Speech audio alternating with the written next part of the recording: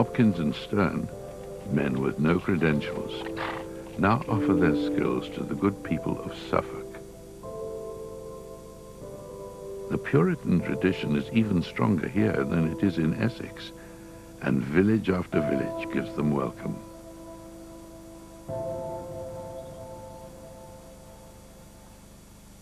Satan is abroad in England in this period. It is he who is in the king's councils. It is he who is creating the war. But he's also perhaps available in our village. He's creating breakdown and tensions there. It's this that Stern and Hopkins can play on. The sense that we, as the villagers of Framlingham or the townsfolk of Aldborough, can actually do something. As they scour Suffolk, they refine their methods for extracting confessions. They're still constrained by the law. Torture is not permitted, and Hopkins is careful how he describes his techniques. It has been accused that besides unreasonable watching, suspects were extraordinarily walked till their feet were blistered, and so forced through cruelty to confess. Certainly when they did lie down, then the watchers did desire them to sit up and walk about, but never, or seldom, did any witch complain. The purpose of the walking at its worst was only to keep them awake, so they would call their familiars into open view to help them.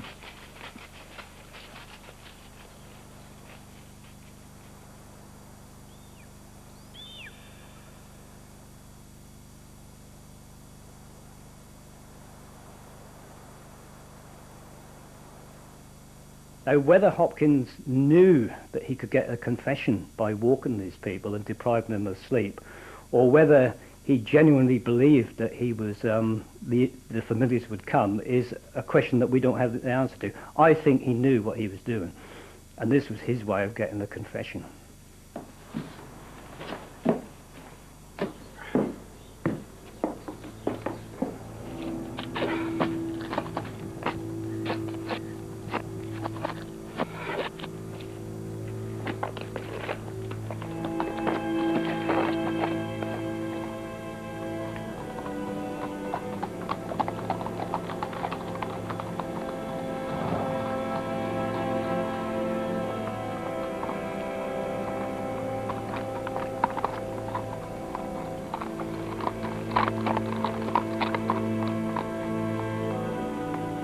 In many of the villages that they visit, local Puritan ministers help marshal the accusations of their parishioners and deliver suspects for interrogation. As they rode into villages through East Anglia, they were presented with a rather clear socially profiled group. These would be old people, poor people, largely women. They would be people who had distinctive local reputations as odd, as strangely behaving. Hopkins and Stern, confronted with this pattern, poor, old, women, would say, but such people are vulnerable to Satan's temptation. What we can say is they were deeply vulnerable to the investigative techniques of Hopkins and Stern. Hopkins and Stern have little trouble finding candidates among the downtrodden and dispossessed. Susan Steggold of Hintlesham confessed that after her marriage to her husband, the devil came to her. Her husband, being a bad husband to her, she wished he might depart, that is to say, he should die. Shortly afterwards, he died. Then she cried out, "Oh, my dear husband," and being asked whether she bewitched him dead or no, she said she wished him ill, and that whatever she wishes comes to pass.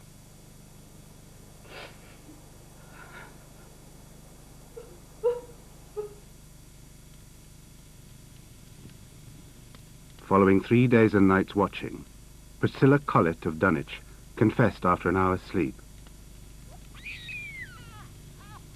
About 12 years ago, the devil had tempted her while she was in a sickness to do away with her children, else she would always have been poor. She laid one of her children close to the fire to burn it and went again to bed.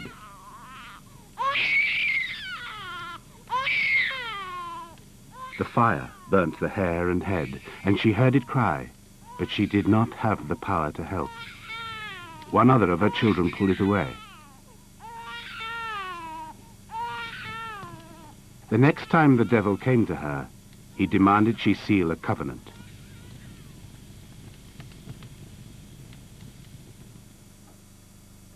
John Bisek of Wallingfield Magna confessed to me that his familiars came in the likeness of snails. He often arose out of bed, made a fire, and lay down by it to let them suck his blood. His wife said he used to tell her he was sick, but his pain was eased by this means. To clear all suspicion that might fall on her, she was searched and found clear. The accused confessed that he had followed this practice for 20 years.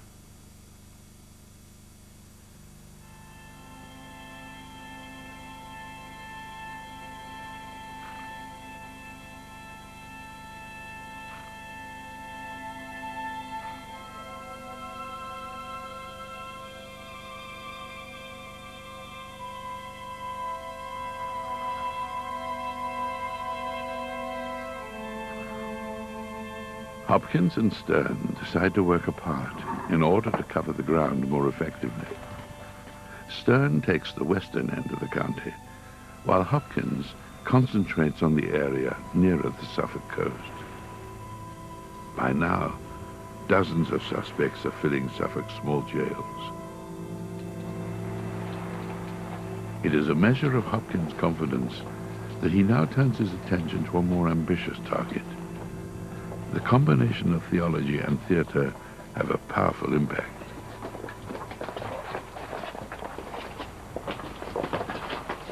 The Reverend John Lowes, vicar of Brandeston, is deeply unpopular. He has been involved in legal disputes with his parishioners, held controversial religious views, and once even protected an accused witch. Now the community exacts revenge. Their treatment of John Lowes makes no concessions to his considerable age or social position. I have heard it from them that watched with him, that they kept him awake several nights together, and ran him backwards and forwards until he was out of breath. Then they rested him a little, and then ran him again, and this they did till he was weary of his life, and scarce sensible of what he said or did. Then they did swim him. King James, in his Demonology, has said that it is a certain rule that witches deny their baptism when they covenant with the devil.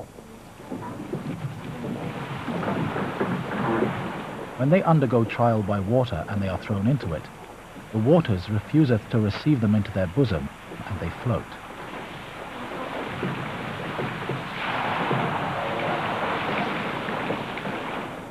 People have a preconception about the swimming of witches, whereby if you sank, you were innocent and drowned, and if you floated, you were guilty and were hanged, so there was no way out. But in fact, it is a test whereby witches would supposedly float in the water if the water rejected them, as a kind of an inversion of Christian baptism, and that if witches sank, they were attached to a rope and they would be hauled out of the water. I personally think it was almost a communal way, the way a community could justify the fact that this person was indeed a witch. Hopkins could go through all his legal rigmarole, if you want, but people could actually see for themselves that this person that they were accusing was indeed a witch, and presumably get some comfort from that.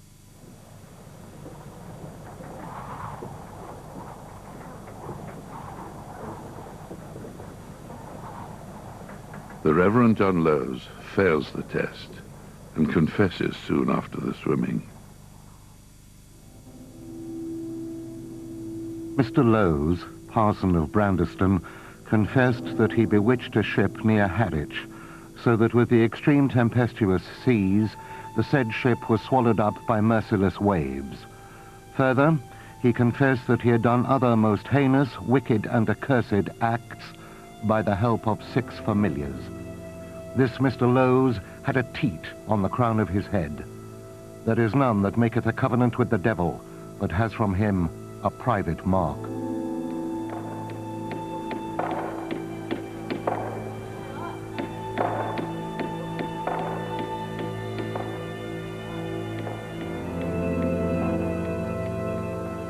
is now 4 months since the first arrests were made, and the Essex accused are finally brought to trial in Chelmsford.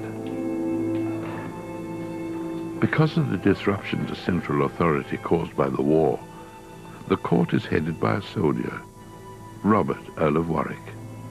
He is a prominent Puritan. For 28 of the 36, the sentence is the statutory penalty for witchcraft.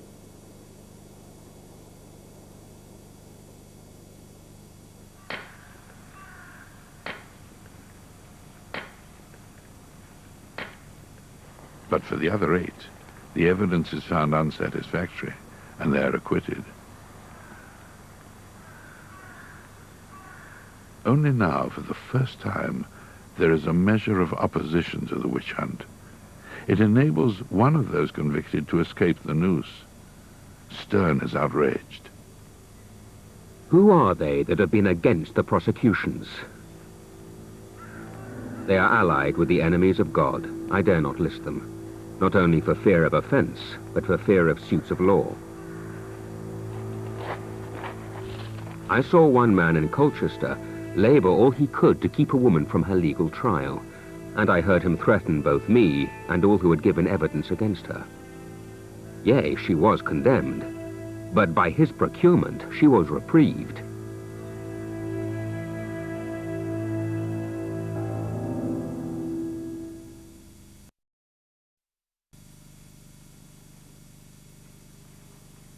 It is the end of August 1645. Now in Suffolk begins the largest witchcraft trial ever seen in England. Nearly 200 prisoners stand charged. Hopkins and Stern, who have overseen many of the arrests, are summoned to testify.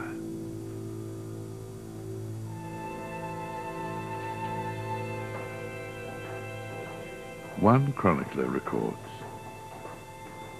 "A very great number of persons have been apprehended of the damnable and diabolical sin of witchcraft, and divers of them have confessed themselves guilty thereof.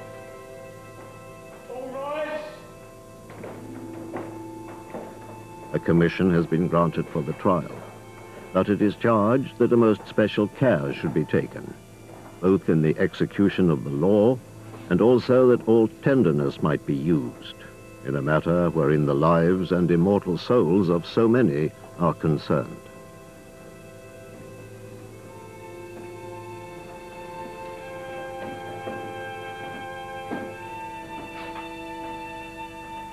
The Parliamentary Commission puts a stop to the use of sleep deprivation and the swimming test. But this is only to ensure that correct procedures are followed. The prosecution of witches continues unabated.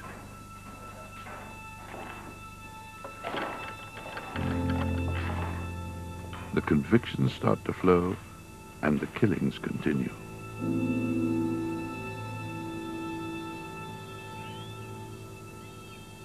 Stern, however, is irritated by the way the first batch of those condemned, including the Reverend John Lowes, failed to go with due repentance. There were 18 to be executed. Most of them were kept together in a barn, where they made a covenant amongst themselves not to confess a word when they were hanged next day at the gallows, notwithstanding that they had formerly confessed. They died next day very desperately.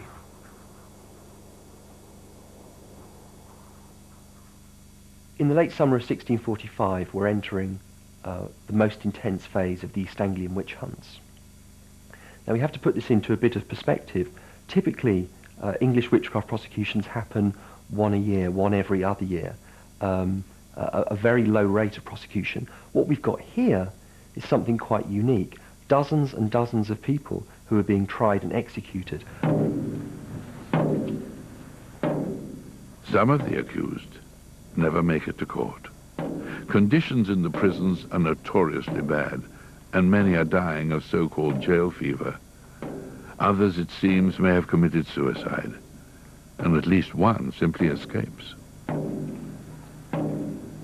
It it is ordered that all constables make diligent search for the said James Moore, and to seize his body and convey it safely to the said jail.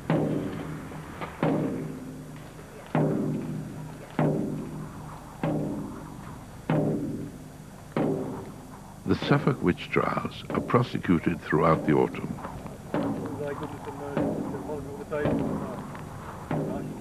It is one of the grimmest episodes in English judicial history.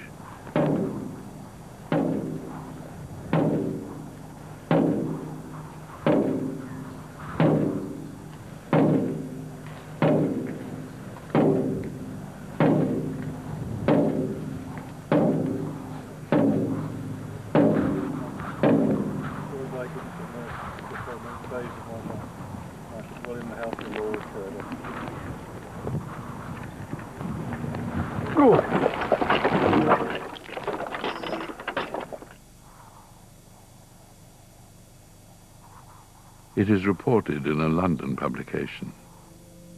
The moderate intelligencer, impartially communicating martial affairs to the Kingdom of England, September 4th, 1645.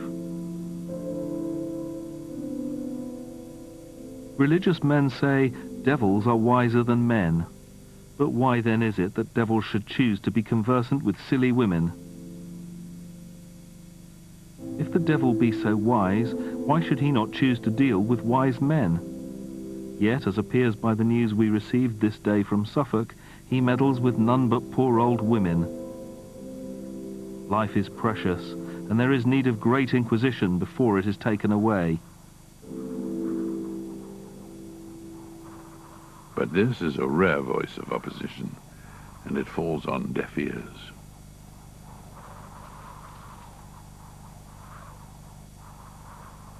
Even children are convicted and condemned. Stern writes of one whose mother had already been hanged. A boy from Rattlesden was accused when he was under 9 years of age. He voluntarily confessed that he suckled a familiar and had it at his command to do mischief. This boy being young, I suppose the jury had hopes of his improvement. As I confess, I also had, and he was released. But he was after some time suspected again, and was put into prison. There he voluntarily confessed how after his mother was hanged, he had renewed his covenant with the devil. He confessed that the devil appeared to him in the likeness of a black-brown mare, which would carry him whither he desired.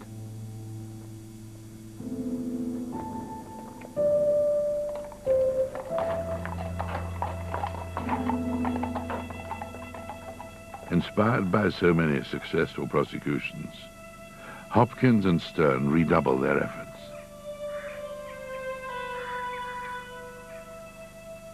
They extend their campaign into neighbouring counties, Norfolk, Cambridgeshire, and Huntingdonshire.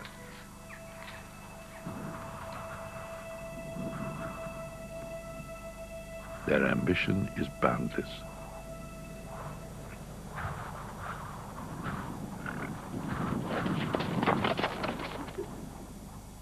They are professional men. They can find witches better than anybody has ever found witches before. And this is a public service that they're engaged in. They will offer that service to the totality of society, purging the land of witches.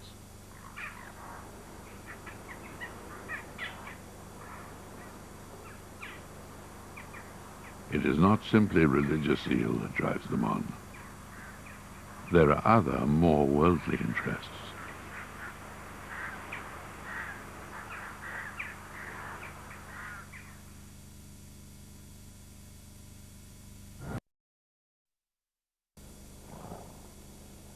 Hopkins and Stern, now famous witch hunters, find that they can do God's work and prosper by it. It is agreed that the gentleman, Mr. Hopkins, being employed in the country for discovering witches, be sent for to come to Great Yarmouth, and that he shall have his fee and allowances for his pains, as he hath in other places. It is stated that all that this witch-finder does is fleece the country of money. But judge how I fleeceth the country. This witchfinder demands but £1 a town, and this is the great sum he takes to maintain him and his company. But Hopkins is lying. It is a matter of record that in Aldborough he is paid £2.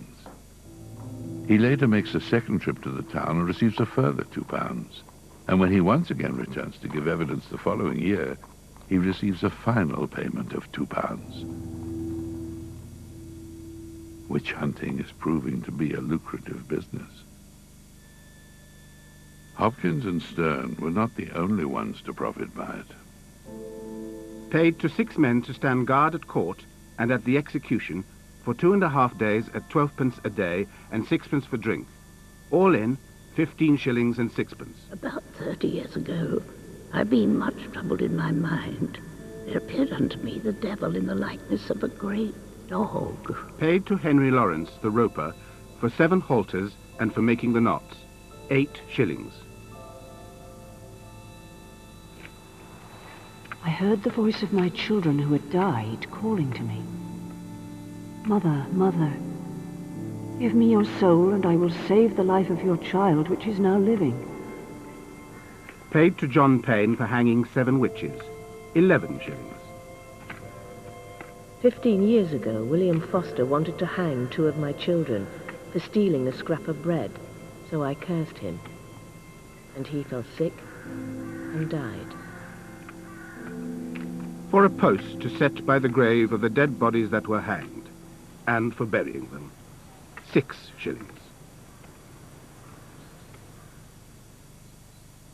It is now 18 months since the first cases in Manningtree, Essex. Over 150 men and women have been hanged, and Hopkins' reputation goes before him. When he arrives in King's Lynn in September 1646, he is heralded by an official drummer.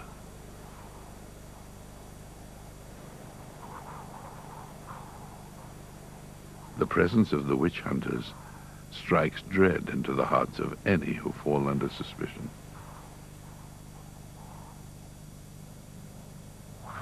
Sometimes there be a blue spot where they have cut the teats away so they cannot be found. Sometimes the flesh is hollow when they pull them out with their nails, because they do not want to be found out.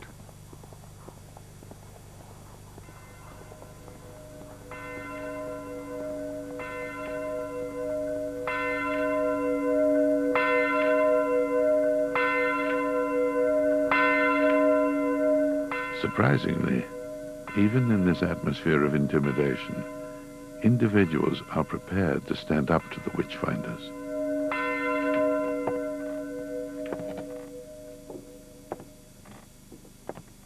John Gall of Great Staughton preaches openly against the witchfinders' methods. The country people talk more passionately of the infallible and wonderful power of the witchfinders than they do of God. Every accident of nature is attributed as an effect of witchcraft. For this a witch must be sought out, and a witch searcher summoned. Yet this searcher's profitable skill and experience is not much improved above the ordinary person. This provokes a menacing letter from Hopkins to the authorities at Great Staughton. Hopkins is at the peak of his power.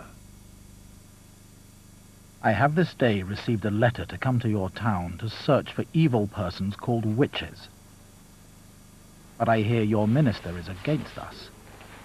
I now intend to come the sooner to hear his singular judgment. I was going to Kimbolton this week, but it shall be 10 to 1 that I shall come to your town first. I had known a minister in Suffolk preach as much against us, and he was forced to recant. I much marvel that witches have any who aid them. I would certainly like to know whether your town affords many sticklers, or is willing to give us good welcome and entertainment.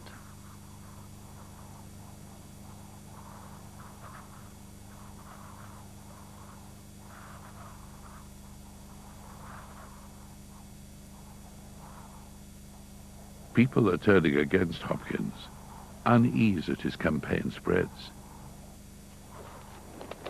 While he is busy stalking the countryside, formal complaints are brought against him in a Norfolk court case, probably by an ally of one of the accused. On hearing the news, Hopkins is forced to justify his actions in print. He dismisses his critics as ignorant.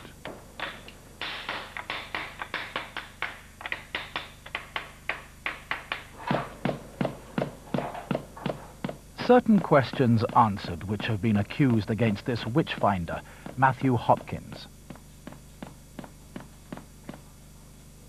Query 1. That he has to be the greatest witch himself, or else how could he have done all this? Answer. Satan's kingdom could not stand if it were divided against itself. Query 2. He must then have met with the devil and cheated him of his book, in which all the witches' names in England are written, and so had help from the devil. Answer. If he had been too tricky for the devil, it would be to his great commendation and no disgrace. Query 3. From where then does his skill proceed? Answer. Not from reading learned authors, but from experience. Hopkins entitles his grandiose work The Discovery of Witches, and awards himself the imposing title Witchfinder General.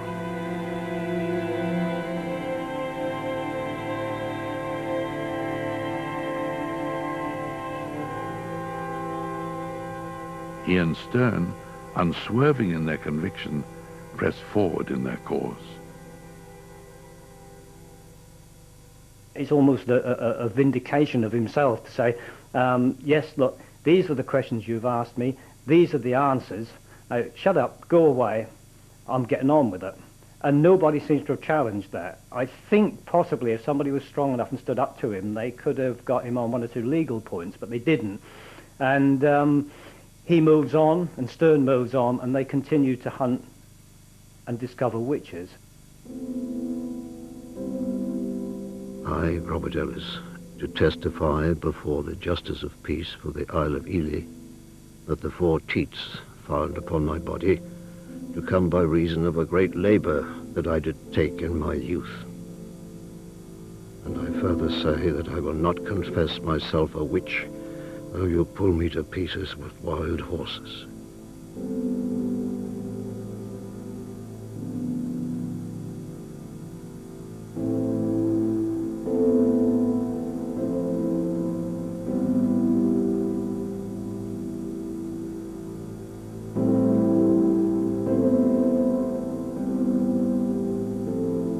Without warning, Hopkins' activities come to an abrupt halt.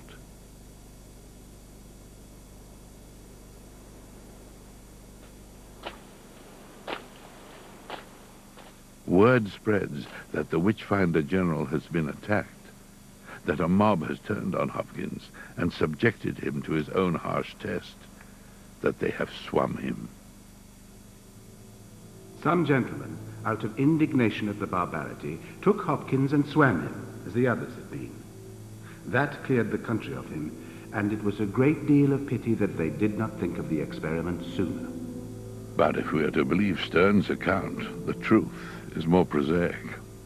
The rumors are no more than the wishful thinking of villagers troubled by their own complicity.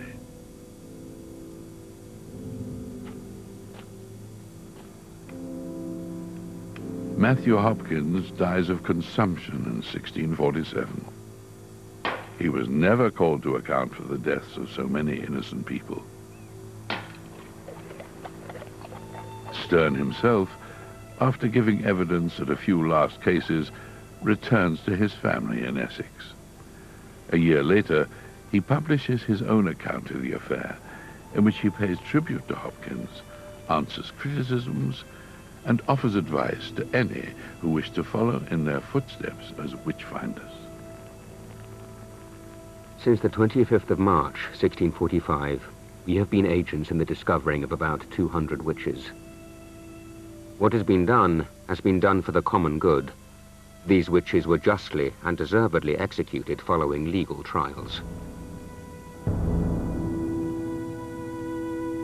I leave myself to the censure of the world, yet desire that it might be left to the Almighty, who knoweth the secret of all hearts. Blessed are they that do his commandments. Revelations 22:14.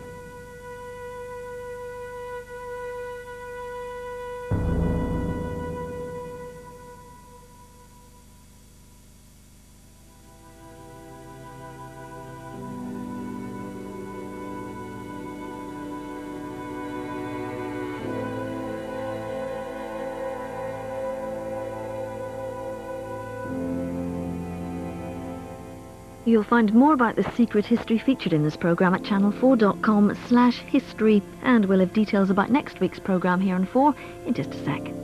Next up, it's the morning after the night before. Jade and Adele are still volatile after the row, and the new boy Tim talks himself into trouble with Big Brother.